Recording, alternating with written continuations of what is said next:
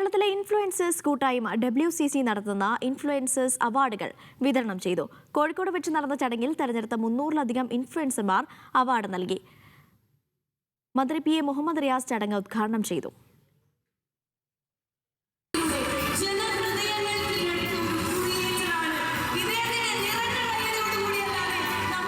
കേരളത്തിലെ 700-ലധികം ഇൻഫ്ലുവൻസർമാരാണ് പരിപാടിയുടെ ഭാഗമായത്.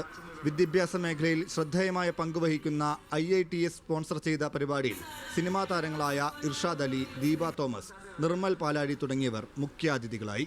12 വിഭാഗങ്ങളിലായി ഓൺലൈൻ പോളിംഗിലൂടെ തെരഞ്ഞെടുത്ത 300-ലധികം കണ്ടന്റ് ക്രിയേറ്റർമാർക്ക് influencer of the year award നൽകി.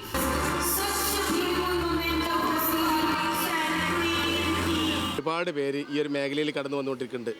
അങ്ങനെയുള്ള ആളുകൾക്ക് ഒരു ഉയർച്ച നൽകുക അല്ലെങ്കിൽ സപ്പോർട്ട് നൽകുക എന്നുള്ള നിലക്കാണ് ഒരു ഗ്രൂപ്പ് ക്രിയേറ്റ് ചെയ്തിട്ടുള്ളത്. ഇന്ന് കേരളത്തിലെ ഏറ്റവും വലിയ സോഷ്യൽ മീഡിയ ഇൻഫ്ലുവൻസേഴ്സ് കമ്മ്യൂണിറ്റി എന്നുള്ള നിലക്ക് 800ഓളം മെമ്പേഴ്സുള്ള ഒരു ഗ്രൂപ്പായിട്ട് മാറിയിട്ടുണ്ട്. അവാർഡ് ദാന ചടങ്ങിന്റെ മീഡിയ പാർട്ണർ ഡാഡ് മീഡിയയുടെ ലോഗോ ലോഞ്ചിങ്ങും മന്ത്രി മുഹമ്മദ് റിയാസ് നിർവഹിച്ചു.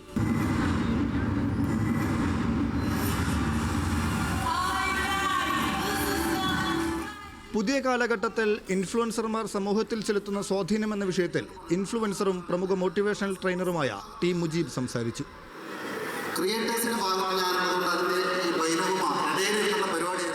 നമ്മൾ ഏകദേശം 300ഓളമാണ് രജിസ്റ്റേർഡ് ആയിട്ടുള്ള കാറ്റഗറിയിൽ വന്നിട്ടുള്ളത്.